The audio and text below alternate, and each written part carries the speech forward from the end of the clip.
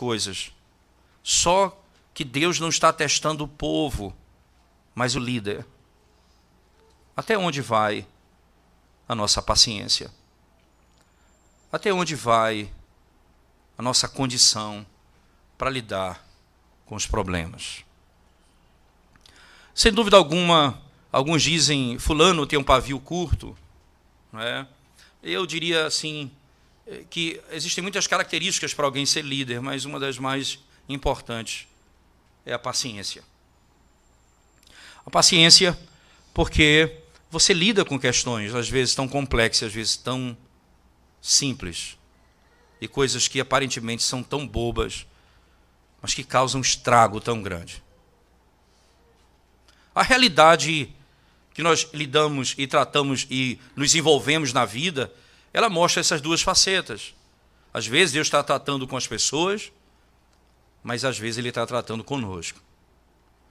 Você percebe isso pelo fato de que o texto descreve muito claramente o mesmo pecado que Israel vem cometendo, a murmuração. E Deus lida com a murmuração de modo muito firme em toda a história da narrativa bíblica. Você tem um caso muito parecido com esse, lá em Êxodo capítulo 17, não é? Que se você voltar lá para o texto, você vai ver que eles passam por um problema com questão da água também, e a região Meribá também, usa-se a mesma nomenclatura.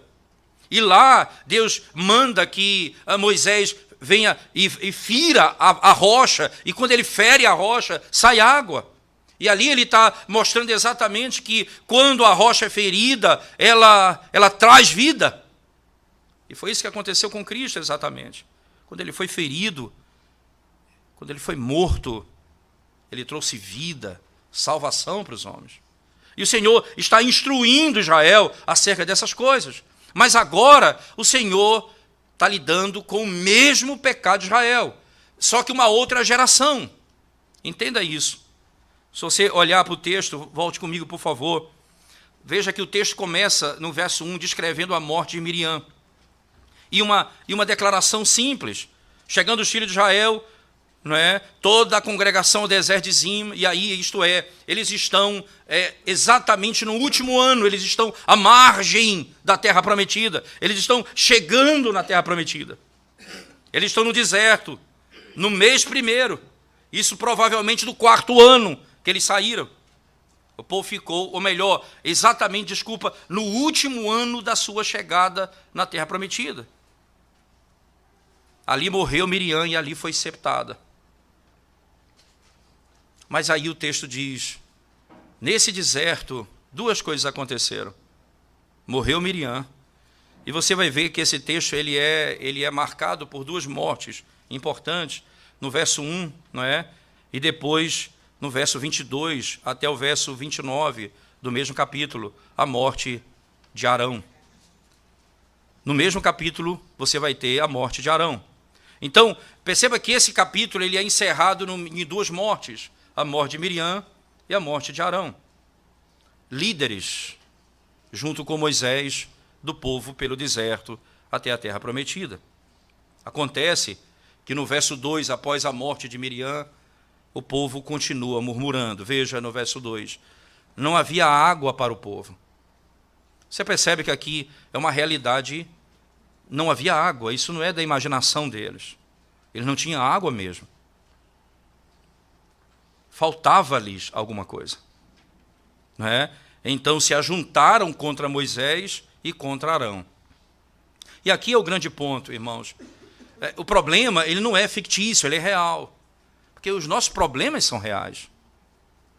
Nos faltam algumas coisas. Como nós lidamos com ele é que revela exatamente a nossa situação diante de Deus. Eles se levantam contra Moisés e Arão.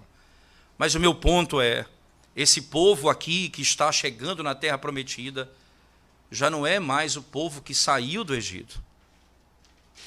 Eles aprenderam com seus pais a murmurar. Eles foram espalhados pelo deserto, morreram no deserto, como Deus havia dito a eles. Porque eles foram incrédulos, eles morreram no deserto. E apenas os filhos deles entrariam na terra prometida. E os filhos deles agora murmuram contra o Senhor. Que coisa impressionante. Os nossos filhos aprendem conosco. Os nossos filhos aprendem conosco. É interessante que muitas vezes nós queremos ensinar os nossos filhos a fazerem coisas sozinhos, enquanto nós deveríamos ensiná-los, por exemplo, baseado em exemplos. Esse é um padrão. E é interessante que essa é a lógica de Paulo, quando ele diz: sede meus imitadores, como eu sou de Cristo. Quem são os líderes? Quem são os pais? Quem são os pastores?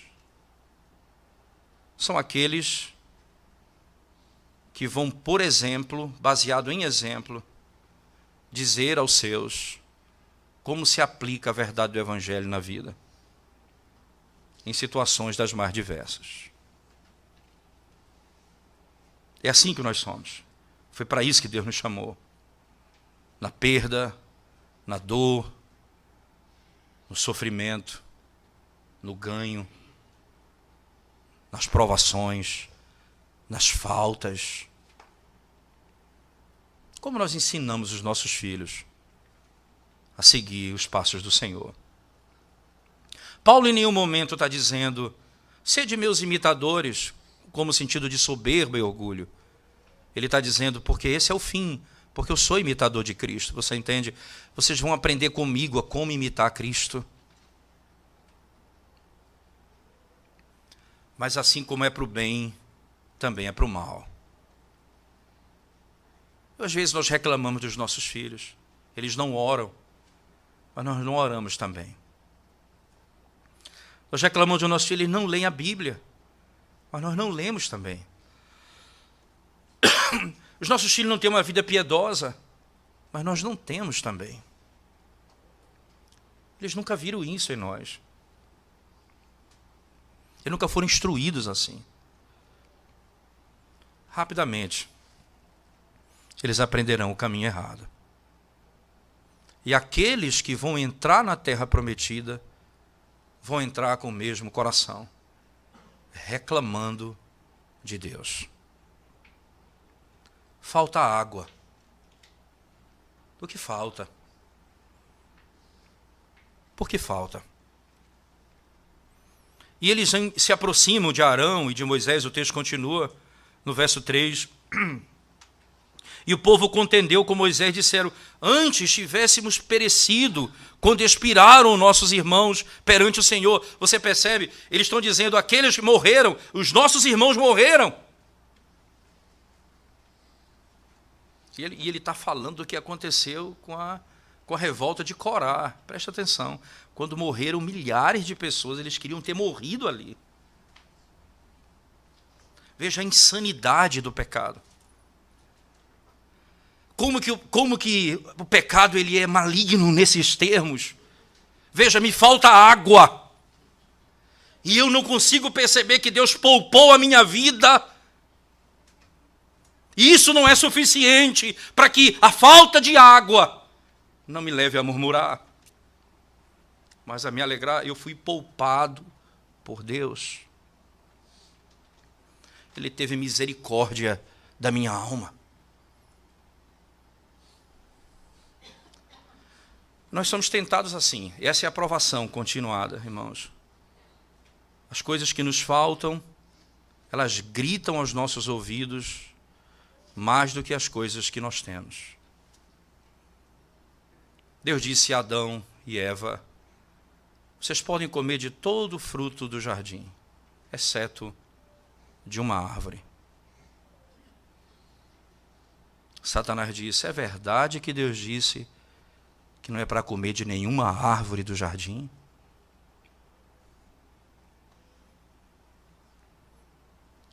Nós nos esquecemos de tudo que nós podemos, porque nos falta alguma coisa. Nós nos esquecemos do perdão dos nossos pecados, da vida eterna, da salvação, da obra da redenção, porque me falta água. Me falta dinheiro, me falta trabalho, me falta saúde. O que mais eu tenho para reclamar? E o texto continua, por favor. O verso 3 diz: e o povo contendeu com Moisés, disseram: antes tivéssemos perecido, quando expiraram nossos irmãos perante o Senhor. Por que trouxeste a congregação do Senhor a este deserto, para morrermos aí, nós e nossos animais? Veja que coisa impressionante, eles têm preocupação com os animais dele, com aquilo que eles têm, com o que Deus deu a eles. E por que não tivesse subido o Egito? Aí, perceba que o problema é muito mais profundo. Veja, irmãos, o Egito representa a salvação, a libertação da escravidão. Quando nós começamos a reclamar de Deus que não nos dá água, de Deus que não nos dá alguma coisa que nós achamos que precisamos, no fundo, nós queremos dizer: por que o Senhor me salvou? Por que o Senhor me criou? Alguém vai dizer: a culpa é sua, eu não fui criado. E eu vi de um aluno num seminário, determinado seminário, dizendo isso: eu não tenho culpa, porque Deus me criou porque quis.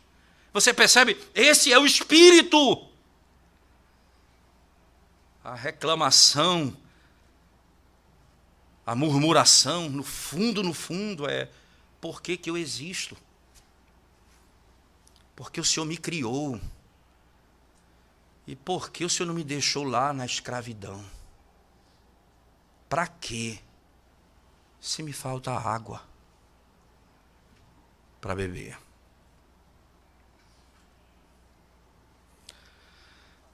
O pecado, ele tem esse poder de distorcer todas as coisas. Citando mais uma vez Thomas Boston, ele diz: o que é uma vela apagada no centro da sala, se o sol já raiou na minha janela? O que é a ausência de água, quando eu tenho água viva? O que é a ausência de pão, se Cristo é o pão da vida? O que é que me falta, se eu tenho tudo nele? O que é uma vela apagada no centro de uma mesa, se o sol já raiou na minha janela? O pecado, ele distorce e nos faz reclamar de coisas que são usadas para me ensinar. Deus me tira alguma coisa para me mostrar o que eu tenho nele. E aí, ele reclama do Egito, porque nós saímos do Egito para nos trazer a este mau lugar, que não é de cereais, nem de figos, nem de vides, nem de romães, nem de água para beber. Você percebe? Ele está descrevendo aqui, literalmente, ele está descrevendo aqui aquilo que foi dito pelo povo, pelos espias, quando voltaram da terra prometida, dizendo: essa é uma terra de grande riqueza. Eles estão dizendo: não é, porque eles não estão vendo com seus olhos. Não é. Eles continuam incrédulos como seus pais, e murmuradores como seus pais.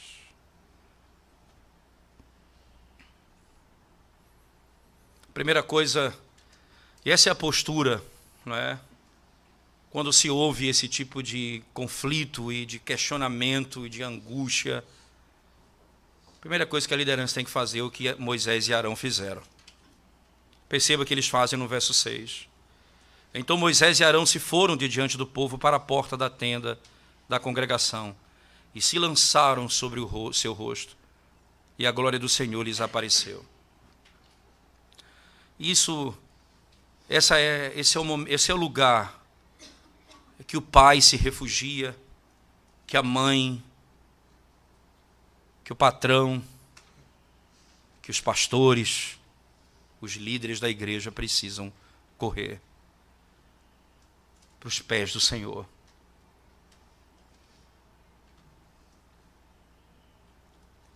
Nós vamos colocar o rosto no pó.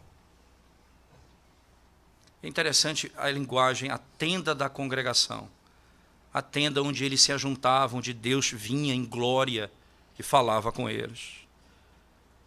E o Senhor apareceu a eles e disse: o Senhor disse a Moisés as seguintes palavras: toma o bordão, ajunta o povo, tu e Arão, teu irmão, e diante dele falai a rocha, e dará a sua água. Assim lhe tirareis água da rocha, e dareis a beber à congregação e aos seus animais. Então Moisés tomou o bordão de diante do Senhor, como lhe tinha ordenado. Ele fez o que Deus ordenou até aqui. Perceba como o que vai ficar claro na narrativa é que, aparentemente, Deus estava tratando com o povo e como tratou também com o povo. Mas Deus agora está tratando com o líder, com Moisés e Arão. E ele chega e diz, vai e fale. O que é que está no coração de Arão? O que é que está acontecendo aqui dentro? Nós não sabemos ainda. O texto não descreve o que está no coração dele. O texto mostra os atos, as ações dele.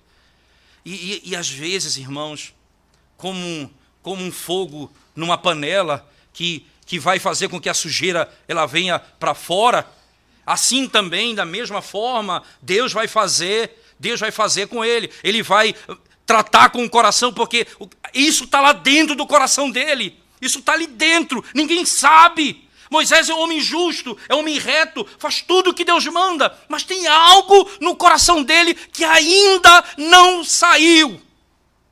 E Deus vai tirar agora. Entenda o que Deus está fazendo aqui. E é isso que Ele faz conosco.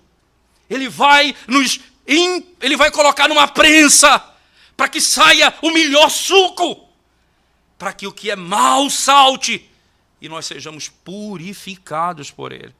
São as palavras do próprio Deus a Moisés. Eu te fiz passar por isso para te humilhar e para saber o que estava no teu coração. Para saber o que estava no teu coração. Deuteronômio 8, verso 16. O Senhor está espremendo. E ainda não se revelou o que está no coração dele. Ainda não. Ele faz tudo o que Deus manda. Mas no verso 10, salta do coração de Moisés o pecado. Moisés e Arão reuniram o povo diante da rocha. E Moisés lhe disse, ouvi agora, rebeldes. Perceba a linguagem que Moisés se dirige. Veja que em outros momentos ele vai a Deus e diz, esse é o teu povo, que tu compraste, que tu tiraste com mão forte. Agora ele olha para o povo e diz, seus rebeldes. A paciência acabou. Já não tenho mais paciência. Eu não consigo mais. Então ele diz, e aí, porventura faremos sair água desta rocha para vós outros?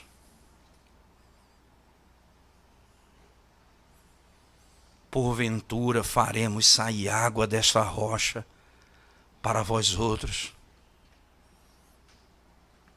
E aí isso vem à tona. O coração de Moisés revela que ele está cansado.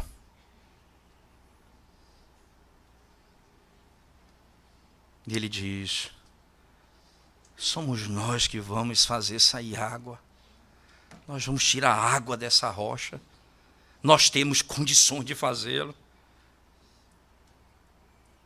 Aí ele pega a pé, veja o verso 11, Moisés levantou a mão e feriu a rocha 2 vezes com seu bordão. Veja, a narrativa e o narrador ele tem o cuidado, não é, de deixar claro as intenções por meio das citações que ele faz. Deixa eu explicitar isso para vocês. Por exemplo, quando lá em Gênesis 2 Deus disse a Adão, não coma do fruto dessa árvore, porque se comer você certamente vai morrer. E está registrado lá o que Deus disse. Quando a mulher responde à serpente no capítulo 3, ela acrescenta, não é só comer, nem tocar. E aí então fica nítido que o autor, que o narrador, está chamando a atenção da gente para um detalhe. Ela está acrescentando algo que Deus disse. E o narrador diz, com muita clareza, ele não deixou oculto o que Deus disse, o que ele tinha de fazer. O texto diz, Deus disse a Moisés, fala a pedra. Exatamente o que diz o verso anterior, veja, verso 8. Toma o bordão, ajunta o povo, tu e Arão, teu irmão, e diante dele falai a rocha, e dará sua água. O que Deus está querendo mostrar aqui agora é o que Deus está ensinando e como Deus quer ensinar o seu povo, Ele já matou os filhos de Corá, ele já abriu a terra para que fossem engolidos, ele já mandou fogo do céu, ele já extirpou, ele mostrou que ele odeia o pecado. Agora ele quer ensinar o seu povo dizendo assim: eu quero que eles vejam que a minha palavra tem poder de fazer uma rocha sair água. Que eu tenho o poder de fazer um homem de coração duro se converter a mim, que eu tenho o poder de fazer um murmurador se tornar um homem contente e feliz, que eu tenho o poder de fazer um indivíduo que reclama um homem cheio de alegria, que eu tenho o poder, pela minha palavra, de fazer brotar água de uma rocha.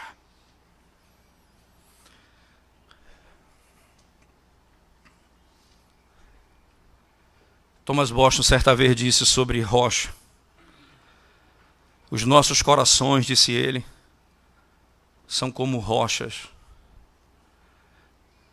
no sentido de ter impressões, ou de reter impressões. Você marcar uma rocha é difícil, ela é dura. Mas ele falou, é difícil marcar uma rocha, assim é o nosso coração. Mas para reter, nós somos como a areia do mar. A primeira provação leva as marcas sobre a areia. E Deus está dizendo, eu sou capaz de fazer sair água de uma pedra. E Moisés não glorificou a Cristo nisso. Moisés não glorificou a Cristo nisso. Era o que ele queria ensinar ao seu povo. Mas ele não fez. Ele feriu a rocha 2 vezes. Verso 11, Moisés levantou a mão e feriu a rocha 2 vezes com o seu bordão. E saíram muitas águas. E bebeu a congregação e os seus animais. Coisa interessante aqui. Percebe que Deus não vai nos julgar pelo resultado, mas pelas motivações do nosso coração e se fazemos aquilo que Deus ordenou. Se o problema é sair água, saiu água, tanto falando como ferindo a rocha. Mas Deus diz, vocês não vão conduzir mais o povo à terra prometida, porque vocês pecaram.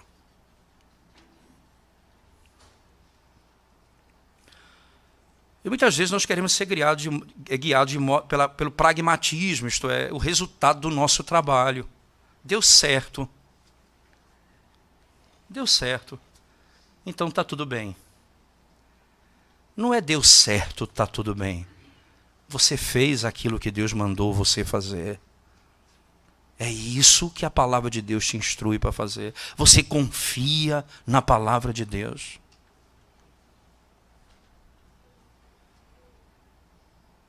Onde está a tua confiança? Ah, se eu fizer isso ou aquilo, vai dar no mesmo lugar. Não. A água saiu da rocha, mas Deus os puniu.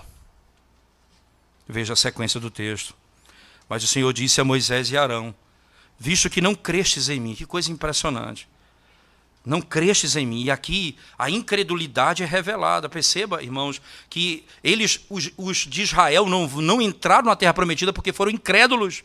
Ele está dizendo, Moisés, você foi incrédulo. Você não creu em mim. Para me santificardes.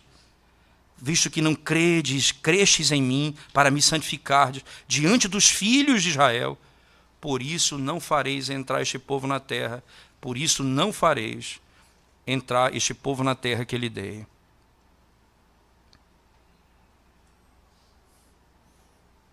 São estas as águas de Meribá.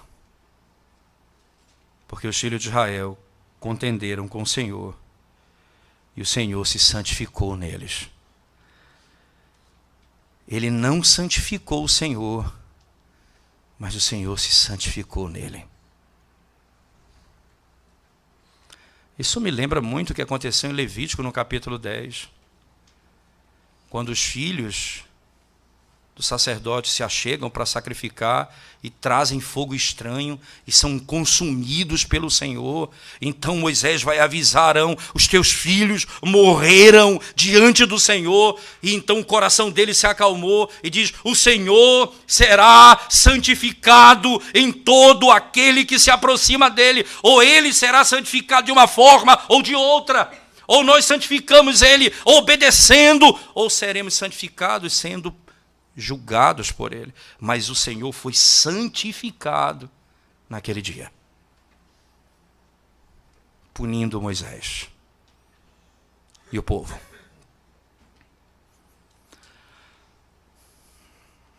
Nos chama a atenção esse texto por algumas razões importantes. Não é? Eu acho que são questões que valem a pena refletir. Primeiro, nós temos que pensar que Moisés era um tipo de Cristo. Ele era um mediador. Ele conduziu o povo até a entrada na terra prometida. Ele foi fiel em toda a casa de Deus, diz o texto sagrado. Mas quando nós pensamos no fim,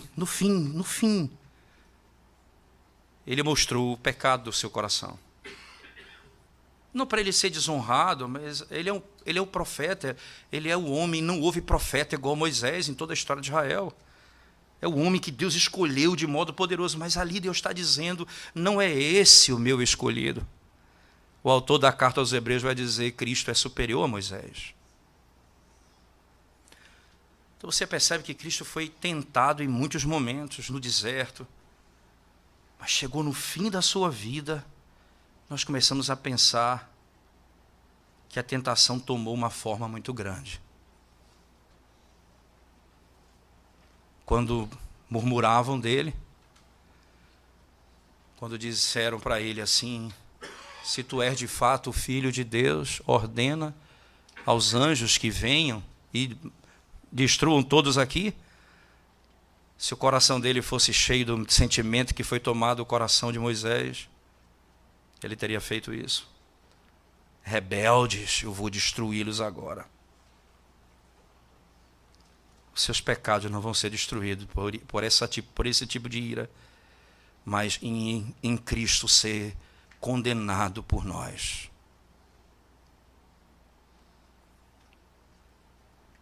A ponto de... Queria que você abrisse sua Bíblia comigo na primeira carta do apóstolo Pedro, por favor.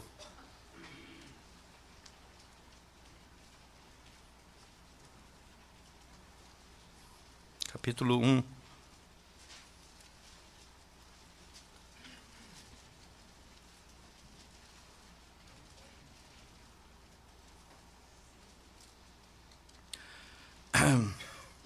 Na realidade, é capítulo 2, especificamente capítulo 2 da carta de Pedro. Veja como isso é descrito de maneira muito clara no texto. Verso 21 em diante, do capítulo 2. Portanto, para isto mesmo fostes chamados, pois que também Cristo sofreu em vosso lugar, deixando-vos exemplo para seguirdes os seus passos, o qual não cometeu pecado, nem dolo algum se achou em sua boca. Pois ele, quando ultrajado, não revidava com o traje. Quando maltratado, não fazia ameaças, mas entregava-se àquele que julga retamente, carregando ele mesmo em seu corpo, sobre o madeiro, os nossos pecados, para que nós, mortos para os pecados, vivamos para a justiça. Por suas chagas fostes sarados. Porque estáveis desgarrados como ovelhas, agora, porém, vos convertestes ao pastor e bispo da vossa alma. Ele nunca revidou nenhuma ameaça. No final, isso foi muito forte. Bateram no rosto dele, humilharam, cuspiram nele. E ele poderia ali dizer: seus rebeldes. E poderia julgá-los ali. Mas não. Ele foi fiel até a morte, sem nunca cometer pecado. E por isso, no dia e na hora da sua morte, crucificado, ele pôde dizer: perdoa-os, Pai, porque eles não sabem o que fazem. Eles não sabem o que fazem. Moisés estava sendo julgado ali, ou testado ali, e falhou. E, consequentemente, não pôde conduzir o povo até a terra prometida. Ora, entenda que a terra prometida não é o céu, é um tipo de céu. Tipifica o paraíso. Porque senão Moisés não teria entrado no paraíso. E nós somos informados na Escritura que no dia da transfiguração, Cristo, Elias e Moisés estavam ali, diante dos apóstolos. Ele está com o Senhor. Mas aqui o que ensina não é ele que vai levar o povo. É por isso que o que vai levar chama-se Josué. O nome dele não era Josué. Tornou-se Josué. O nome dele era Oséias. Isto é, aquele que salva. Agora é Josué. Deus salva.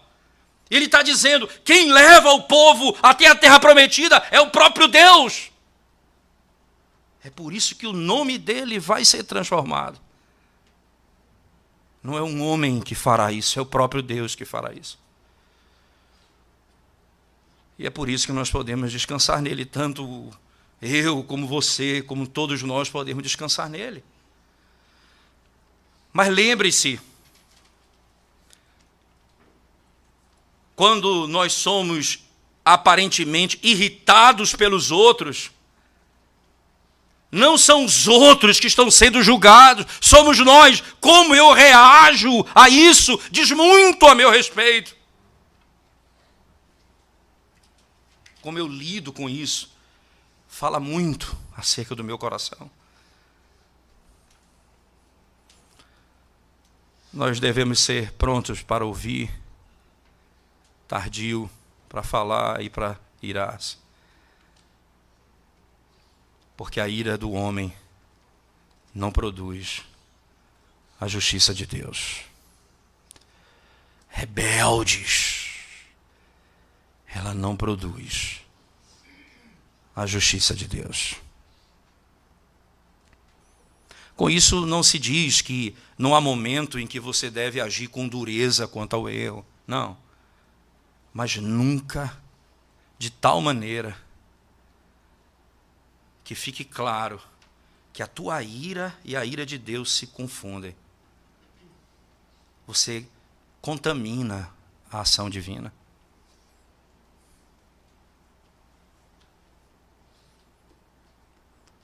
O homem que compreende essas coisas deve agir assim. Ele deve ser duro contra os seus próprios pecados e misericordioso para com os outros.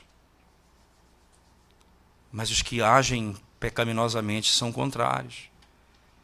Eles são complacentes com seus próprios pecados, implacáveis com o pecado dos outros. Implacáveis com o pecado dos outros.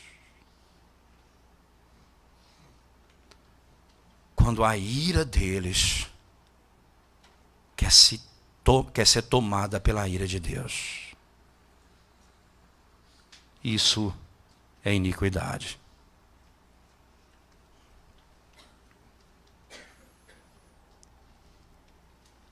Como você, como um líder, deve reagir a esse tipo de provação na vida? Deve correr e colocar o rosto no pó, como fez Moisés e Arão. E quando o coração estiver cheio de raiva, ele deve esperar o seu coração se acalmar. E meditar, e pensar, e orar, e mortificar o seu pecado. Para que quando ele fale, somente a ira de Deus seja ouvida, e não a sua. Para que Deus seja glorificado, e não eu. Para que o nome dele seja exaltado, não o meu.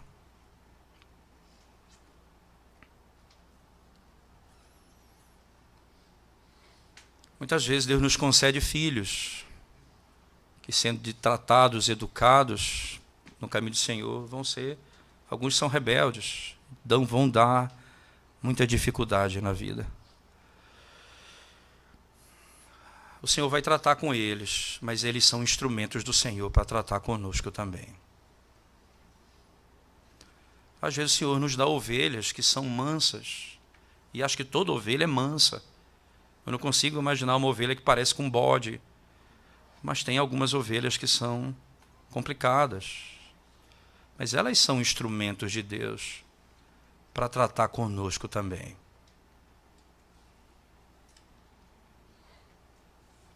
Nós nunca devemos perder o equilíbrio a ponto de dizer, confundindo a ira de Deus com a nossa ira, e bravejarmos contra elas, como se fôssemos a manifestação da ira de Deus.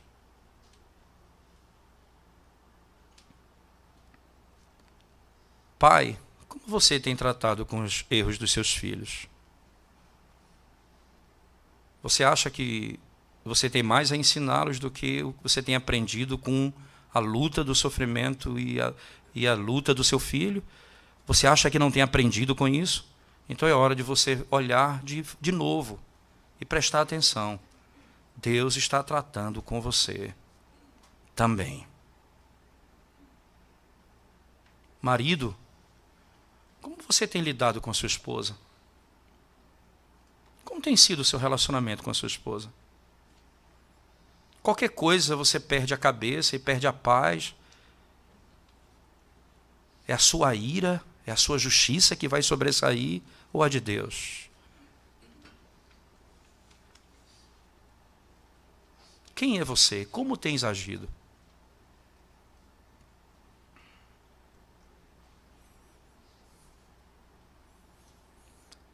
Ora, irmão, se Moisés, descrito em Deuteronômio como nenhum outro profeta nessa terra, no período bíblico, foi igual a ele.